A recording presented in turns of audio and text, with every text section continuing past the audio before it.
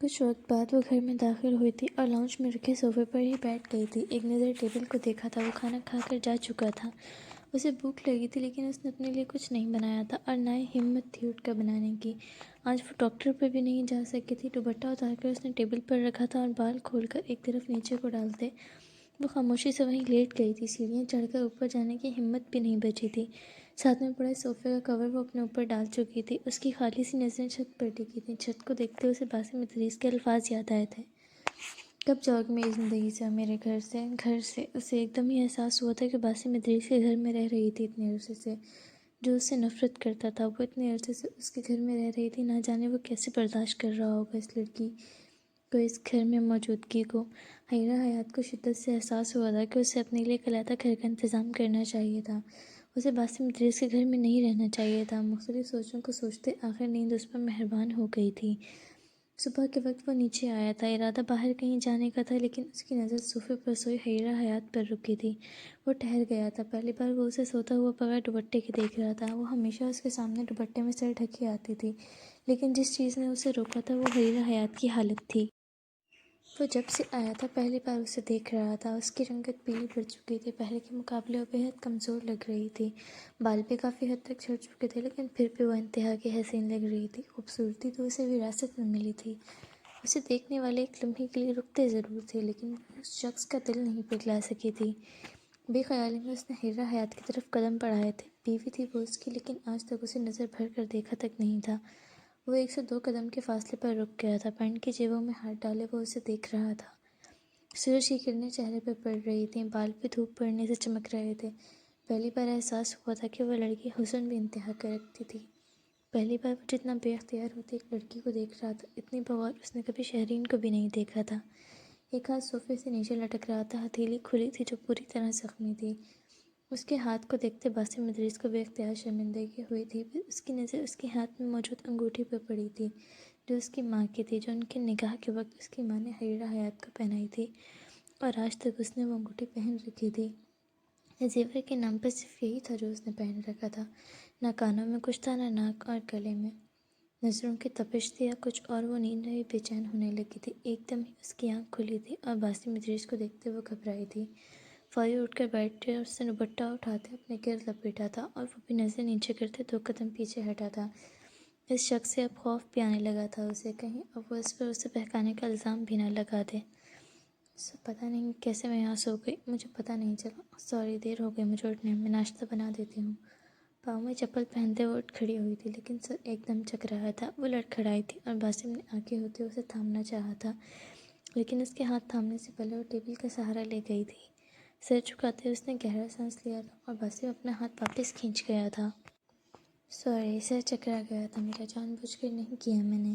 اسے ایک بار پھر خوف لاحق ہوا تھا کہ کہیں وہ اسے بھی قریب آنے کا بہانہ نہ سمجھ لے، جبکہ بات پر اسے سوری کہتے اور اپنی ہر بات کی صفائی پیش کرتے دیکھ باسم ادریس کو اچھا نہیں لگا تھا، لیکن وہ جانتا تھا کہ اس کی وجہ وہ خود ہی ہے۔ جانتا ہوں، اگر ٹھیک نہیں ہو تو رہنے دو، میں ناشتہ بنا دیتا ہوں۔ نہیں، میں ٹھیک ہوں، میں بنا دیتی ہوں، کہتے ساتھ ہی وہ چل پڑی تھی۔ وہ جلد از جلد اس کی نظروں کے سامنے سے غائب ہونا چاہتی تھی۔ پہلے صرف گھبراہٹ ہوتی تھی اس شخص کے سامنے ہونے پر، لیکن اب خوف بھی آتا تھا اس کے الزامات سے، اور وہ حد سے زیادہ غیر آرام دہ بھی محسوس کرتی تھی۔ پورا دن بھی اسی طرح گزر گیا تھا۔ وہ کھانا ٹیبل پر رکھتے چلی جاتی تھی اور پھر اس کے سامنے نہیں آتی تھی۔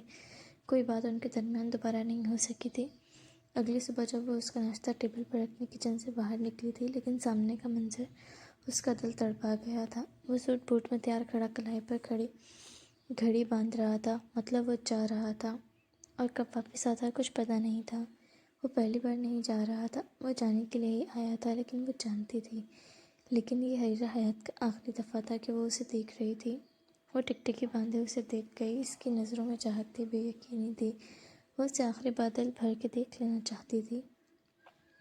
وہ کبھی دوبارہ نصیب نہیں ہوگا دیکھنا۔ وہ جا رہا تھا اور وہ باقی بچی ہوئی زندگی سے تنہا گزارنی تھی۔ یہ خیال اس کا دل مٹھی میں جکڑ گیا تھا۔ آنکھیں بند کرتے اپنے اندر موجود ہمت کو اس نے اکٹھا کیا تھا اور اس کے سامنے ٹیبل پر ناشتہ رکھا تھا۔ آپ جا رہے ہیں؟ ہمیشہ کی طرح ایک سوال اس کے ہونٹوں سے بے اختیار ادا ہوا تھا۔ اس دن کے بعد سے وہ آج بات کر رہی تھی اس سے۔ ہنکار بھرتے وہ اپنے کام میں مصروف رہا تھا۔ آپ کا ناشتہ کر کے چلے جائیے گا۔ دھیمی سی آواز میں کہتے حیرہ حیات سر کو جنبش دیتے وہاں سے چل دی تھی، اور باسم ادریس نے بے اختیار سر کو موڑتے اسے دیکھا تھا۔ اب وہ خاموشی سے ٹیبل پر بیٹھی اپنا ناشتہ کرنے لگی تھی۔ وہ اس کے اگلے سوال کے انتظار میں تھا جو وہ ہمیشہ پوچھتی تھی، آپ واپس کب آئیں گے؟ لیکن اس بار اس نے نہیں پوچھا تھا، اور وہ یہ سوال کچھ سالوں سے نہیں بلکہ جب وہ 12 سال کی یہاں اس کے گھر آئی تھی تب سے وہ کہیں بھی جاتا وہ ہمیشہ پوچھتی تھی کہ آپ واپس کب آئیں گے۔ لیکن آج وہ حیران ہوا تھا، لیکن وہ نہیں جانتا تھا کہ وہ ہمیشہ اس کے انتظار میں اس سے سوال پوچھتی تھی، اور اب اس کا انتظار نہیں رہا تھا۔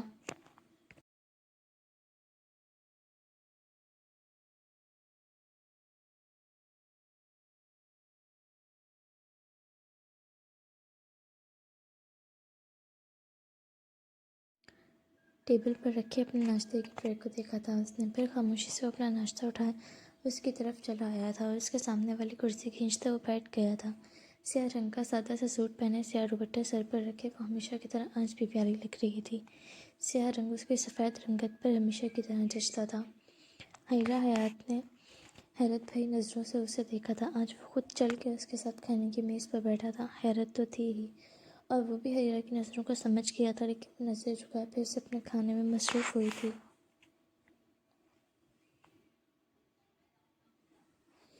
وہ خاموشی سے اپنے لیے بنایا ہوا دلیا کھا رہی تھی جبکہ وہ ٹیبل پر رکھے اس کے ہاتھ کی پشت کو دیکھ رہا تھا۔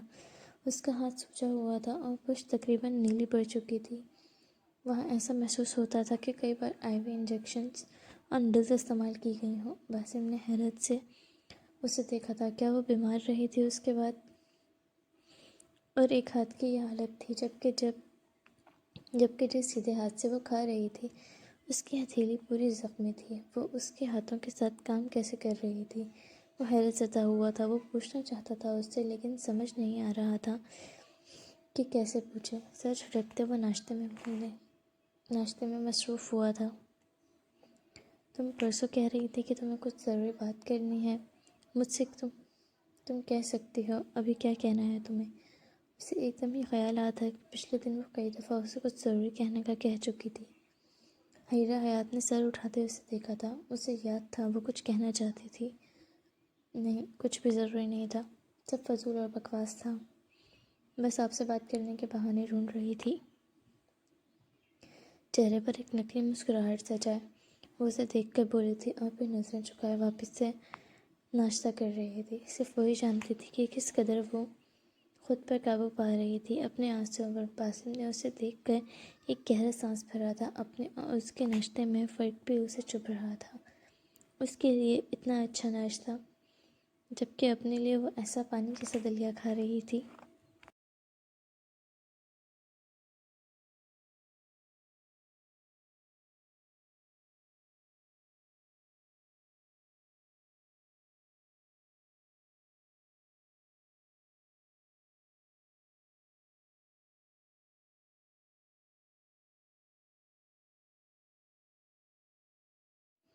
میں کچھ سوچ رہا تھا ہمارے متعلق۔ آملیٹ کا بائٹ وہ منہ میں رکھتے بولا تھا، کیا؟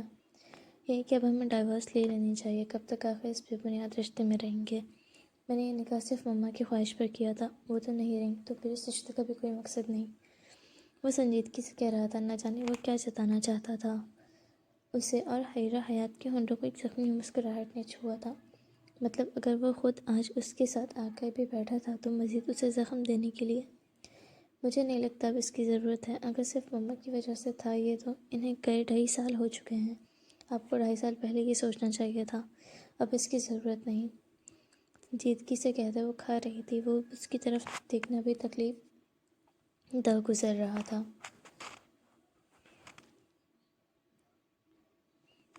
ضرورت ہے؟ آخر کیوں ضرورت نہیں؟ تم اکیلی رہتی ہو اور اکیلے رہنا مشکل ہوتا ہے۔ تم اس بے بنیاد رشتے کی قید سے آزاد ہو جاؤ گی اور اپنی نئی زندگی کسی اور کے ساتھ شروع کر سکو گی جو تم بغیر طلاق کے تو نہیں کر سکتی۔ تب میں کچھ مصروفیات کے باعث وقت نہیں نکال سکا تھا، اب وقت ملا تو سوچ لیا۔ وہ اسے دیکھتے اہمیت سمجھانے کی کوشش کر رہا تھا بغیر یہ جانے کہ سامنے والے کو اس کی ضرورت ہے بھی یا نہیں۔ مجھے عادت ہے بچپن سے اکیلے رہنے کی، اور نہ تو میں اتنے خوش نصیب ہوں کہ مجھے کسی کا ساتھ نصیب ہو، اور اب میں امید بھی نہیں رکھتی۔ اور جہاں تک آپ اس بے بنیاد رشتوں کو لے کر فکر مند ہیں، وہ بھی جلد ختم ہو جائے گا، آپ فکر نہیں کریں۔ ہر بار رشتہ ختم کرنے کے لیے صرف کاغذات کی ضرورت تو نہیں ہوتی، کچھ بغیر کاغذات کے بھی ختم ہو جاتے ہیں۔ وہ کھوئے ہوئے خالی سے لہجے میں بول رہی تھی، جبکہ سامنے والا اس کی بات سمجھ بھی نہیں سکا تھا۔ اگر تم کہیں جانا چاہتے ہو تو بے شک چلی جاؤ، مجھے تمہارے ہونے یا نہ ہونے سے کوئی سروکار نہیں، لیکن پھر بھی طلاق لازمی ہے، اس کے بعد ہمارا ایک دوسرے سے کوئی تعلق نہیں رہے گا۔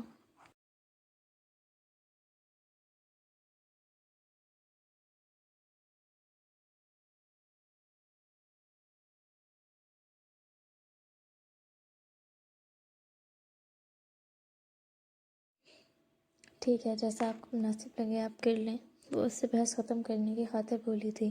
وہ چاہتی تھی جلد از جلد یہ شخص یہاں سے اٹھ جائے۔ وہ مسلسل اسے نئے زخم دے رہا تھا اور بمشکل اپنے آنسوؤں کو ضبط کر رہی تھی، جبکہ اس کے اقرار پر وہ حیران ہوا تھا۔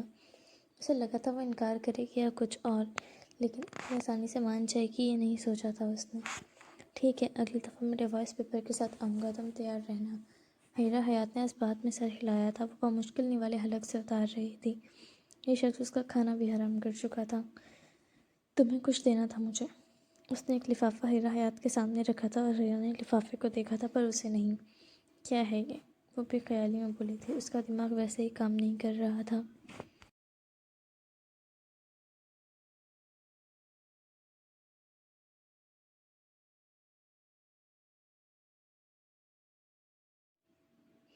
تمہارا حق مہر نہیں دیا تھا میں نے، تمہارا حق مہر آدھا بنتا ہے، یہ وہی ہے، اور جب طلاق لینی ہے تو لازمی ہے۔ حیرہ نے خالی صحن میں اس لفافے کو دیکھا تھا۔ آدھا حق مہر یعنی 5 لاکھ۔ آدھا خرچ نکل سکتا تھا اس کی ادویات کا، اور باقی اس کے پاس کچھ اپنی سیونگ تھی۔ اسے آفس میں جاب کرنے کی ضرورت نہ پڑتی، لیکن وہ اپنا خیال چھٹک گئی تھی۔ اس شخص کا احسان اب تک نہیں لیا تھا تو پھر اب کیوں لینا تھا؟ حیرہ حیات کے چہرے پر سختی آئی تھی۔ جو اسے اس شخص سے چاہیے تھا، جب وہ ہی نہیں نصیب ہوا تھا تو اس کے پیسے بھی نہیں چاہیے تھے۔ اس نے لفافے پر ہاتھ رکھتے واپس باسم ادریس کے سامنے رکھا تھا۔ شکریہ آپ کا، نہیں چاہیے مجھے یہ۔ اس کا لہجہ اس بار مضبوط تھا۔ احسان نہیں ہے، یہ حق ہے تمہارا۔ وہ جانتا تھا وہ کتنی خوددار طبیعت کی ہے۔ جب باقی کے حق نہیں چاہیے تو یہ بھی نہیں چاہیے۔ شکریہ آپ کا، بہت آپ نے اتنا سوچا، لیکن جب طلاق دوں گا تب بھی تو ادا کرنا پڑے گا، تو اب ہی صحیح۔ وہ اسے کنونس کرنے کی کوشش کر رہا تھا کہ وہ یہ پیسے رکھ لے۔ اس کا یہ حق مہر اس کی ماں نے لکھوایا تھا، جبکہ اب وہ اکتاہٹ کا شکار ہو رہی تھی۔ ٹھیک ہے، جب آپ طلاق دیں گے تب دے دینا، ابھی نہیں چاہیے۔ اس نے سب معاف کیا۔ میں نے سب معاف کیا، آپ کو کچھ نہیں چاہیے آپ سے مجھے، اب آپ بھی نہیں۔ وہ بس جان چھڑوانا چاہتی تھی اس بحث سے، لیکن اس شخص کے اگلے لفظوں نے اسے مزید اکتاہٹ میں ڈالا تھا۔ اگر میں ابھی تمہیں یہاں بیٹھے بیٹھے طلاق دے دوں تو؟ اس نے سواری نظروں سے حیرہ حیات کی طرف دیکھا تھا، اور ان سب میں پہلی بار حیرہ حیات نے اپنی سرخ ہوتی نظریں اٹھا کر اسے دیکھا تھا۔ وہ طلاق کے ذکر پر اس کی آنکھوں میں خوف دیکھنا چاہتا تھا جو نہیں تھا۔ تو دے دیں، بلکہ بہتر ہے، دیر کتنی لگتی ہے، 3 لفظ تو ہیں، کہہ دیں اور اپنی جان چھڑائیں اس رشتے سے۔ خام خواہ آپ اس رشتے کی پریشانی جھیل رہے ہیں، اس کی آنکھوں میں دیکھتے ہوئے سرد اور مضبوط لہجے میں بولی تھی، اور اس کی آنکھوں میں باغی پن دیکھتے ہوئے حیرت زدہ ہوا تھا، جو کل تک تو نہیں تھا۔ وہ تو محبت کرتی تھی اس سے، پھر طلاق اس کے لیے اتنی آسان کیوں تھی؟ جبکہ حیرہ حیات کو اب کوئی ڈر نہیں تھا۔ ڈر تو تب ہوتا جب اس سے کوئی امید اس شخص سے باقی رہی ہوتی، یا پھر اس کی زندگی باقی ہوتی، یا پھر مرنے تک اسے یہ شخص اپنے محرم کے طور پر اپنے قریب چاہیے ہوتا۔ جب کچھ بچا ہی نہیں تھا تو ڈر کس چیز کا؟ ویسے بھی اس محبت نے اسے تھکا کر رکھ دیا تھا اور توڑ کر رکھ دیا تھا۔ یہ محبت عذاب سے بدتر تھی۔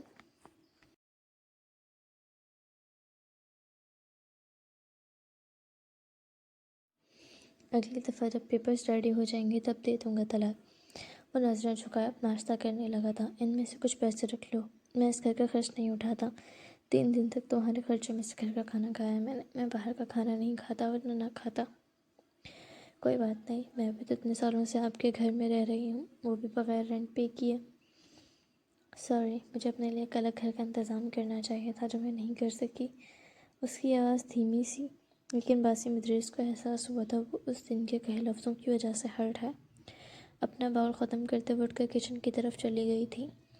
پہلے سے بہت بدل گئی تھی وہ۔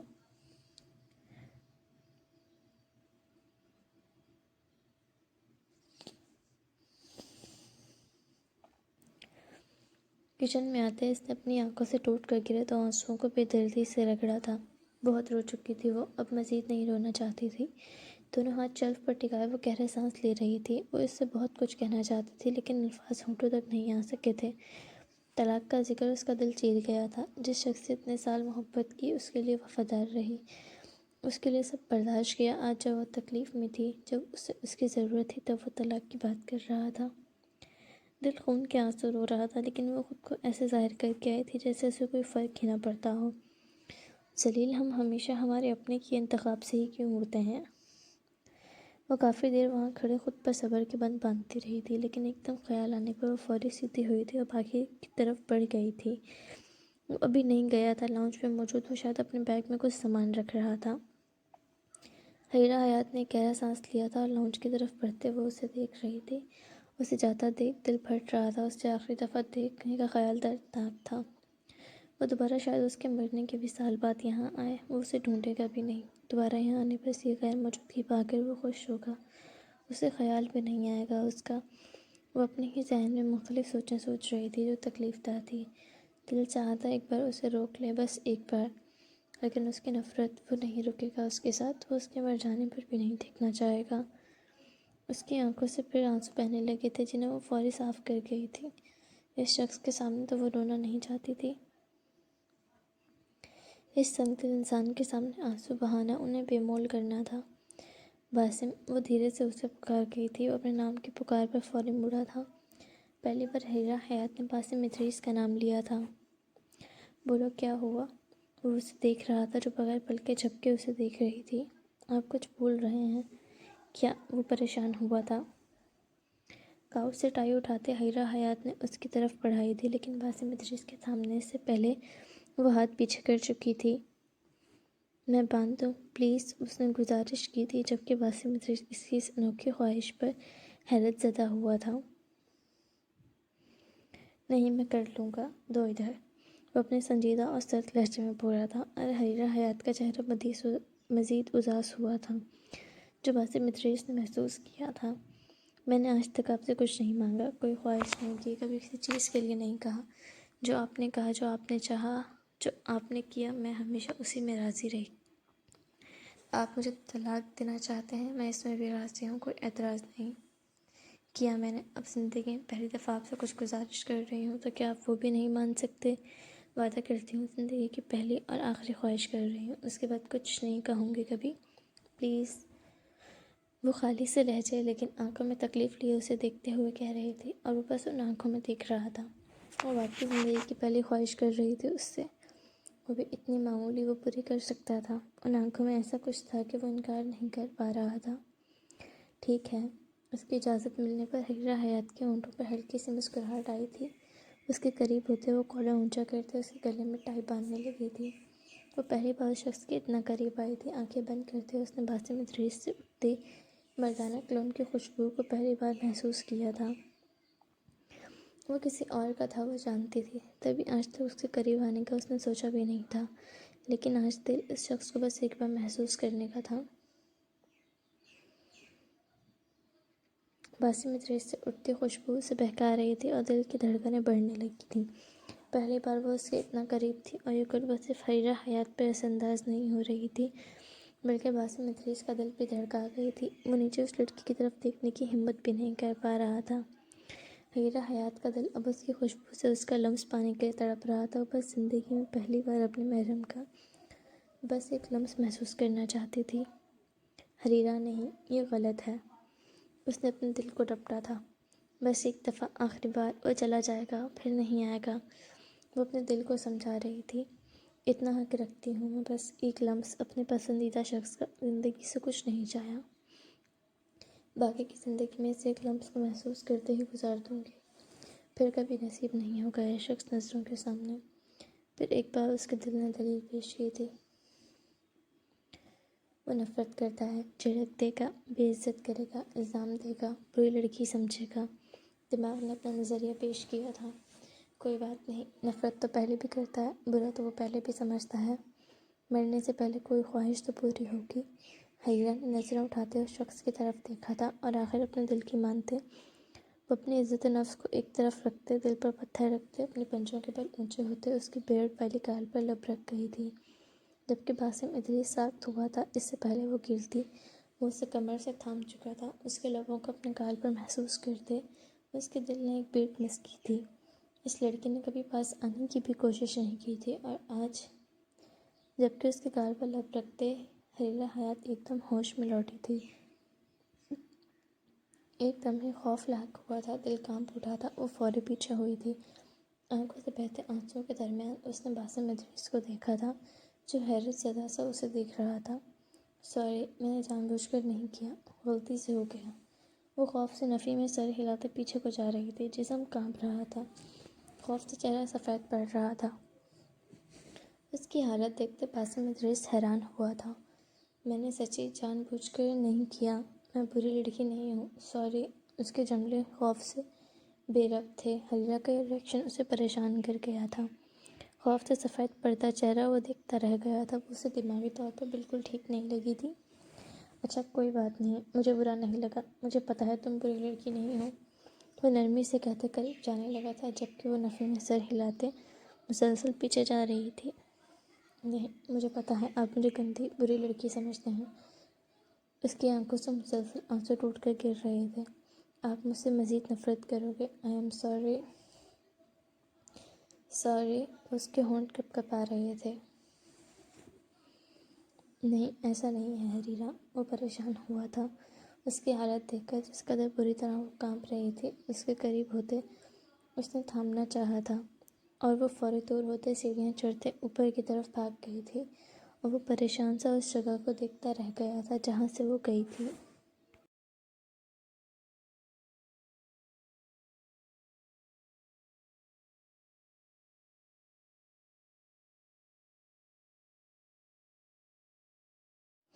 اس لڑکی نے کبھی ایک بار بھی اس سے قریب آنے کی کوشش نہیں کی تھی، اور آج جب ایک بار وہ قریب آ بھی گئی تھی تو یہ حالت، اتنا ڈر خوف وہ سمجھ نہیں سکا تھا۔ وہ ہر بار جاتا تھا، لیکن کبھی اس نے حریرہ کی اتنی عجیب حالت اور اتنا عجیب برتاؤ نہیں دیکھا تھا۔ دل چاہا تھا ایک بار جائے، اسے دیکھ آئے وہ ٹھیک ہے یا نہیں، لیکن پھر سر جھٹک گیا تھا۔ باہر ڈرائیور انتظار کر رہا تھا، اسے جانا تھا۔ اپنے گال پر ہاتھ رکھتے اس نے حریرہ حیات کے ہونٹوں کے لمس کو محسوس کیا تھا۔ صرف حریرہ حیات کے نہیں بلکہ باسم ادریس بھی تھا، جس نے پہلی دفعہ کسی کا لمس محسوس کیا تھا۔ اتنا قریب آنے کی اجازت تو اس نے شہرین کو بھی کبھی نہیں دی تھی۔ خالی اس ذہن کے عالم میں وہ اپنا بیگ اٹھائے باہر نکل گیا تھا۔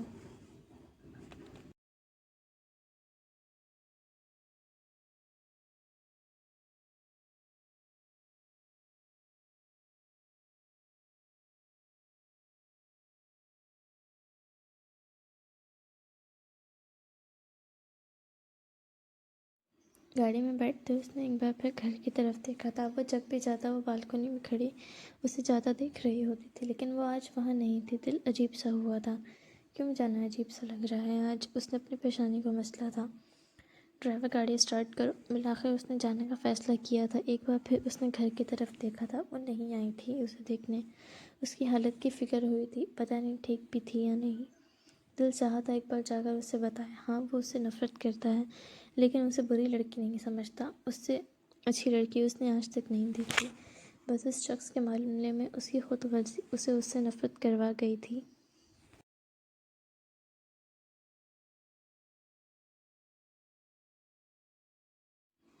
اس کے چلے جانے کے چند دن بعد بھی اندھیرے میں حریرہ حیات نے باسم ادریس کے کمرے میں قدم رکھا تھا۔ چند دن تک وہ اس کے کمرے میں قدم بھی رکھنے کی ہمت نہیں کر پائی تھی۔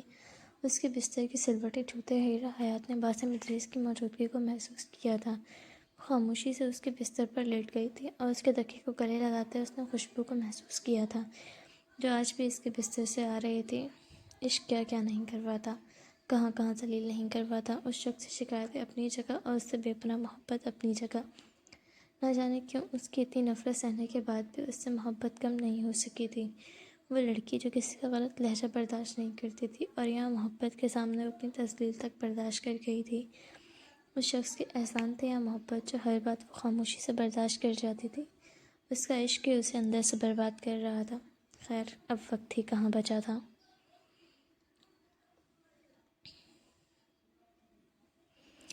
بات یہ مشہور ہے کہ عشق میں دل چاک ہوا۔ عشق اگر خاک نہ کردے تو عشق خاک ہوا۔ اپنا فون اٹھاتے اس نے واٹس ایپ کھولا تھا اور باسم ادریس کی چیٹ اوپن کی تھی۔ وہ ان 3 سالوں میں سب ٹیکسٹ حریرہ حیات کے بھیجے ہوئے ہی تھے جو صرف سین کر کے چھوڑ دیے گئے تھے۔ ایک بار پھر اس کا دل بے چین ہوا تھا اس سے بات کرنے کے لیے۔ ہائے، کیسے ہیں آپ؟ 2 ٹیکسٹ ہمیشہ کی طرح بھیجتے وہ رک گئی تھی۔ وہ آن لائن ہوا تھا، ٹیکسٹ ریسیو ہو چکے تھے۔ حریرہ حیات کو حیرت ہوئی تھی، وہ ٹیکسٹ اسی وقت سین ہو چکے تھے، ورنہ تو مہینے بھر وہ سین بھی نہیں کرتا تھا۔ ہمت کرتے اس نے اگلا ٹیکسٹ لکھا تھا جو وہ اس سے کہنا چاہتی تھی۔ اس دنیا سے جانے سے پہلے وہ اپنی اس غلطی کی معافی مانگنا چاہتی تھی جو اس نے کبھی کی ہی نہیں تھی۔ سوری، میں اس سین کے لیے معذرت خواہ ہوں، میری غلطی تھی، میں اپنی غلطی تسلیم کرتی ہوں۔ میں جانتی ہوں آپ کو کراہت محسوس ہوئی ہوگی، میں جانتی تھی آپ کو نفرت ہے مجھ سے، پھر بھی میں نے کیا۔ ناپسندیدہ لمس کتنی کراہت دیتا ہے، میں جانتی ہوں۔ ہو سکے تو معاف کر دینا، میں نے جان بوجھ کر نہیں کیا تھا۔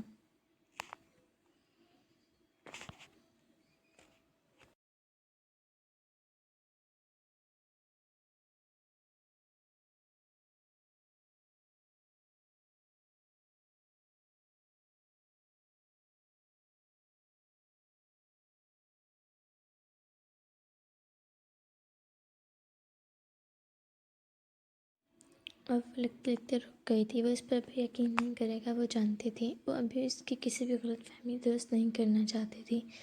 اپنے الفاظ اس نے بدلے تھے۔ اور نکاح کے لیے بھی سوری، میری وجہ سے آپ کو جو کچھ برداشت کرنا پڑا، اپنا گھر چھوڑنا پڑا، اس سب کے لیے معافی چاہتی ہوں۔ میں بری لڑکی نہیں ہوں، پلیز معاف کر دینا، میں احسان مند رہوں گی آپ کی۔ آخری ٹیکسٹ لکھتے اس کی آنکھوں سے آنسو ٹوٹ کر گرے تھے۔ فون بند کرتے اس نے سائڈ پر رکھا تھا اور دراز سے ایک نوٹ بک اور پین نکالتے وہ اس پر کچھ لکھنے لگی تھی۔ بہت کچھ تھا جو اسے ابھی کرنا تھا۔ آفس میں بیٹھے کام کرتے اس کے فون کی نوٹیفیکیشن ٹون بجی تھی۔ حریرہ حیات کا میسج دیکھتے فوری کام چھوڑتے اس نے فون اٹھایا تھا۔ جو حالت وہ اس کی دیکھ کر آیا تھا، اس دن کے بعد سے اسے اس کے ٹیکسٹ کا بے صبری سے انتظار تھا۔ وہ کال نہیں کرتی تھی۔ اس سے آخری دفعہ کال اس نے باسم ادریس کی ماں کے انتقال پر کی تھی جو اس نے نہیں اٹھائی تھی، اور پھر اس نے کبھی کال نہیں کی تھی۔ وہ بس اس کی خیریت جاننا چاہتا تھا۔ اور اس کا ٹیکسٹ دیکھتے اس نے فوری حریرہ حیات کی چیٹ کھولی تھی۔ اس کی طرف سے بھیجے ہوئے میسج اسے پریشان کر گئے تھے۔ وہ یہ سب کیوں کہہ رہی تھی؟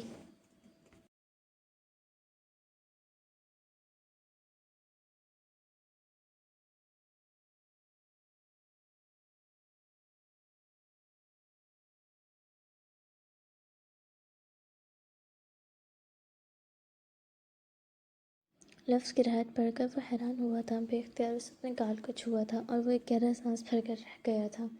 وہ قبول نہیں کر سکتا تھا اس بات کو، لیکن اسے اچھا لگا تھا۔ وہ معافی مانگ رہی تھی، ہر بات کی کیوں وہ سمجھ نہیں سکا تھا۔ وہ نکاح جو اسے اس سے بے حد دور لے گیا تھا، وہ اس بات کی معافی مانگ رہی تھی، کیوں؟ اس کے ٹیکسٹ اسے اس بات بے حد پریشان کر گئے تھے۔ اسے بار بار محسوس ہو رہا تھا کہ وہ ٹھیک نہیں ہے۔ دل چاہتا ایک بار ٹیکسٹ کر کے اسے کہہ دے کہ وہ اس بات پہ پچھتانا بند کر دے، لیکن پھر اپنے ہی خیالات کو جھٹک کر اس نے فون بند کرتے سائڈ پر رکھا تھا۔ وہ اس سے مل کر یہ سب باتیں کلیئر کرنا چاہتا تھا۔ ویسے بھی جب طلاق کی بات ہو چکی تھی اور فیصلہ بھی ہو چکا تھا، وہ بھی راضی ہو چکی تھی، تو اب اس رشتے کی طرف قدم بڑھانا اسے ٹھیک نہیں لگا تھا۔ 1 ماہ بعد وہ ایک بار پھر اسپتال کے بستر پر مشینوں کے سہارے پڑی تھی، اور یہ آخری بار تھا۔ یہاں اسے 15 دن سے زائد گزر چکے تھے۔ اچانک ہی رحیم اور رابل رات میں اس کے گھر گئے تھے اور وہ انہیں فرش پر بے ہوش حالت میں خون سے لت پت نظر آئی تھی۔ وہ اس دن سے اسے یہاں لے کر آئے تھے اور پھر وہ دوبارہ بہتر نہیں ہو سکی تھی۔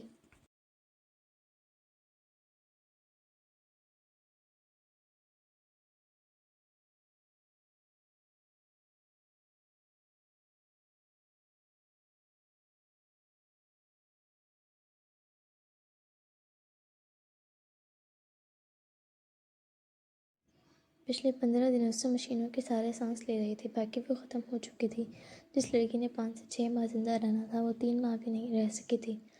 بیماری سے زیادہ اسے اس کے غم کھا گئے تھے، جسے لگتا تھا آخری کے 1 سے 2 ماہ میں وہ لاچار ہو جائے گی، وہ نہیں ہوئی تھی۔ اسے کسی ایسے کی ضرورت نہیں پڑی تھی جو اسے اٹھا کر بٹھاتا، اسے اپنے ہاتھوں سے کھلاتا، چلنے میں اسے سہارا دیتا۔ اسے ان سب چیزوں کی ضرورت ہی نہیں پڑی تھی۔ پچھلے 50 دنوں سے وہ صرف بستر پر پڑی تھی، بس نرس اس کے کپڑے بدل جاتی تھی۔ اس کا جسم ادویات کے علاوہ پانی پینے کے قابل بھی نہیں رہا تھا۔ وہ ذرا سی آنکھیں کھولتے آپ سرگوشی میں ہوا آواز میں بہت کم بول پاتی تھی، اور ان 15 دنوں میں اگر کوئی اس کے ساتھ ایک لمحے کے لیے بھی نہیں چھوڑ کر گیا تھا تو وہ رحیم اور رابیل تھے، جو اب تک بھی ماننے کو تیار نہ تھے۔ ان کی دوست زندگی کے آخری دن جی رہی ہے۔ مخلص اور محبت کرنے والے دوست ملنا بھی زندگی کی کسی بڑی نعمت سے کم نہیں ہوتے۔ یہ وہ رشتہ ہوتا ہے جو آپ خود بناتے ہو، اور پھر زندگی میں سب چھوڑ بھی جائیں تو دوست نہیں چھوڑتے، اور ویران زندگی میں خوشیاں بھر دیتے ہیں اگر دوستی میں انتخاب بہترین نکل آئے۔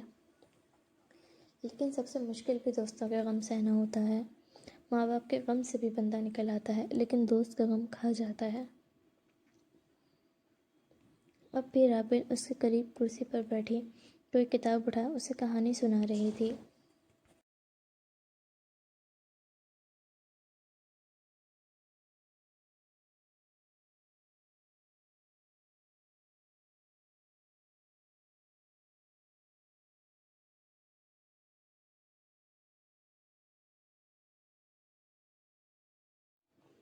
پیگننسی کے باعث اس کا پیٹ کافی بڑھ چکا تھا، جس وجہ سے اسے زیادہ دیر بیٹھنے میں تکلیف ہوتی تھی، لیکن پھر بھی وہ ہیرا کا ساتھ ایک پل کے لیے چھوڑنے کو تیار نہ ہوتی تھی۔ ہلکی سی آنکھیں کھولے وہ رابیل کو محبت بھری نظروں سے دیکھ رہی تھی۔ اسے دیکھ کر وہ مسکرانا چاہتی تھی، لیکن مسکرا نہیں سکتی تھی۔ منہ میں نہ جانے کیا لگایا تھا، اور اس کے اوپر آکسیجن ماسک، اس کا پورا جسم بے جان تھا، صرف سانسیں تھی جو چل رہی تھیں۔ رابیل کے بیبی کا کتنی بے صبری سے انتظار تھا اسے، لیکن وقت نے اسے اتنی مہلت ہی کہاں دینی تھی کہ وہ اسے دیکھ سکے۔ تھوڑی ہی دیر میں رحیم وہاں داخل ہوا تھا۔ وہ دونوں بدل کر اس کے ساتھ وقت گزارتے تھے۔ کچھ گھنٹے رحیم آرام کرنے جاتا تو رابیل اس کے پاس رکتی، اور کچھ گھنٹے رابیل آرام کرنے جاتی تو رحیم۔ وہ دونوں ایک پرفیکٹ کپل تھے۔ زندگی میں ہیرا حیات کو کوئی چیز خوشی دیتی تھی تو وہ صرف ان دونوں کو ایک ساتھ خوش دیکھنا تھا۔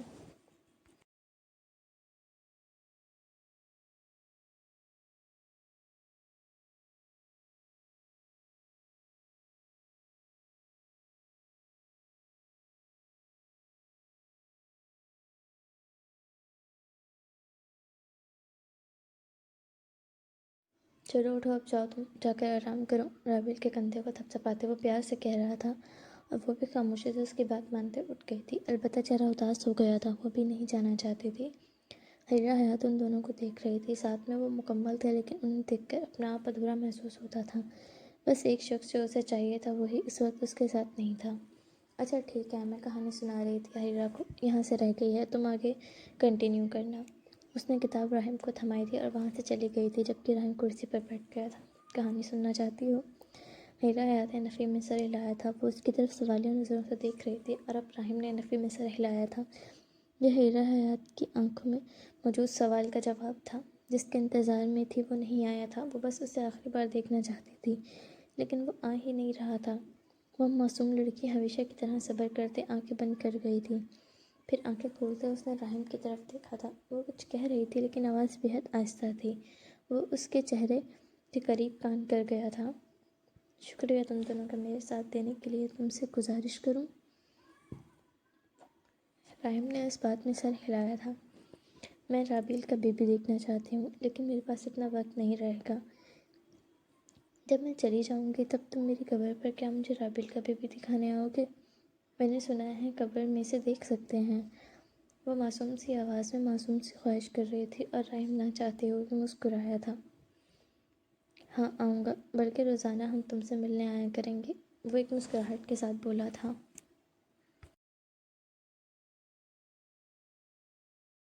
وعدہ کرو مجھ سے، وہ امید سے کہہ رہی تھی۔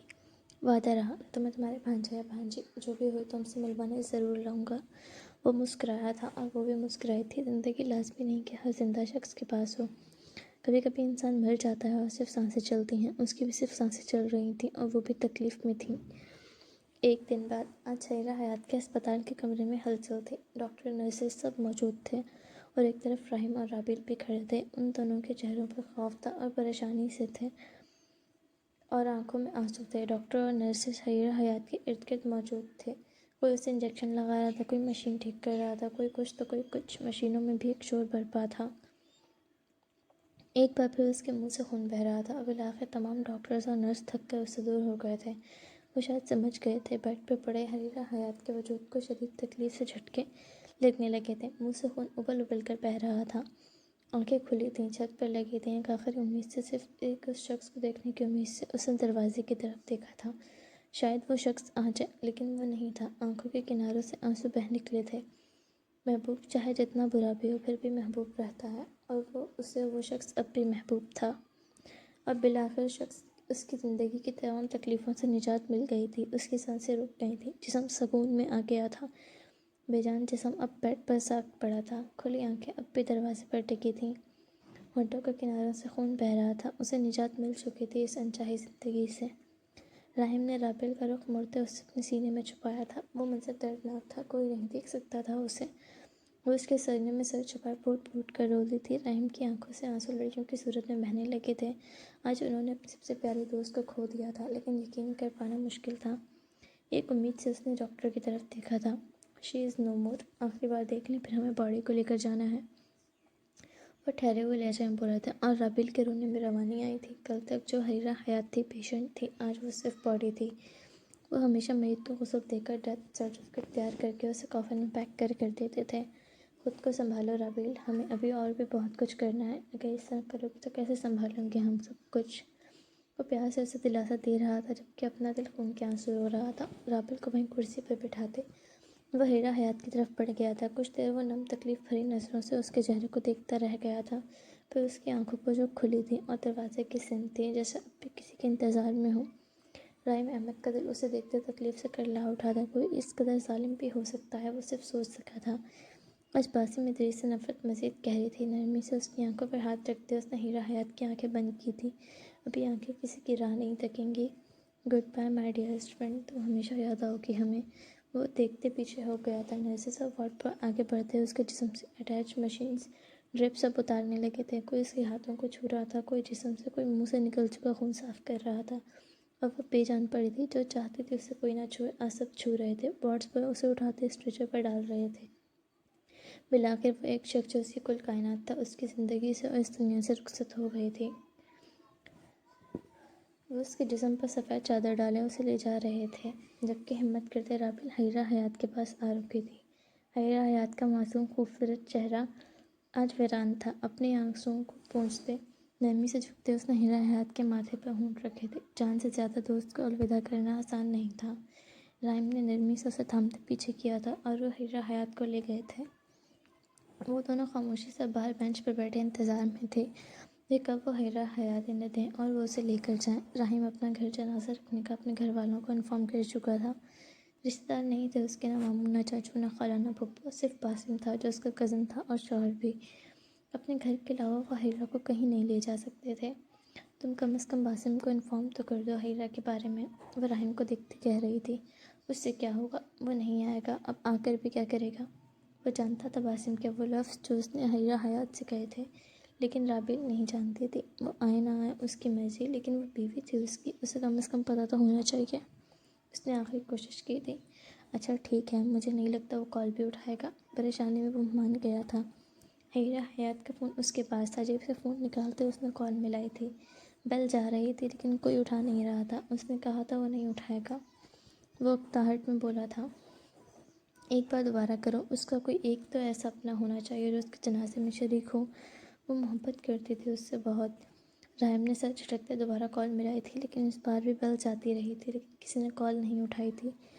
اس نے رابل کی طرف دیکھا تھا۔ ایک آخری بار پلیز، وہ نم نظروں سے بولی تھی۔ دوست کی محبت تھی جو اسے یہ کروا رہی تھی۔ اور ایک بار پھر راحم نے کال ملائی تھی، لیکن اس بار فون سوئچ آف سنائی دے رہا تھا۔ اس نے فون ہی آف کر دیا۔ میں نے کہا تھا وہ نہیں آئے گا اور نہ ہی کال اٹھائے گا۔ وہ نہیں دیکھنا چاہتا اسے فرق نہیں پڑتا اس کی بیوی چاہے جس حالت میں بھی ہو، تاحٹ سے کہتے راحم نے حریرہ حیات کا فون سوئچ آف کیا تھا اور جیب میں رکھا تھا۔ وہ اتنی نفرت کی حقدار تو نہیں تھی۔ رابل کی آنکھوں سے آنسو ٹوٹ کر گرے تھے۔